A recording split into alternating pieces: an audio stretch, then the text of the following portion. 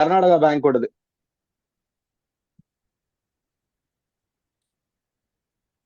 இருக்கா?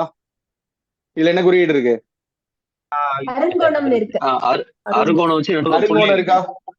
இருக்கா? ஆமாங்க சார். அருங்கோணம் வந்து எந்திரமா இல்லையா? அருங்கோணம் யாருடைய இது? முருகரோடது சார்.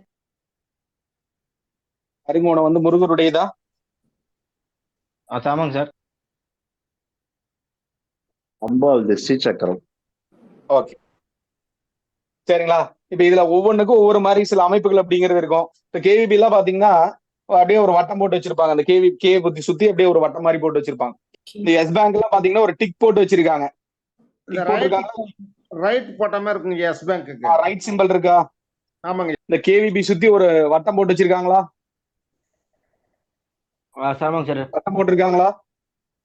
ஆமாங்க சார். ஆமாங்க சார். கேவிபி இதெல்லாம் குறியீடுன்னு பேரு.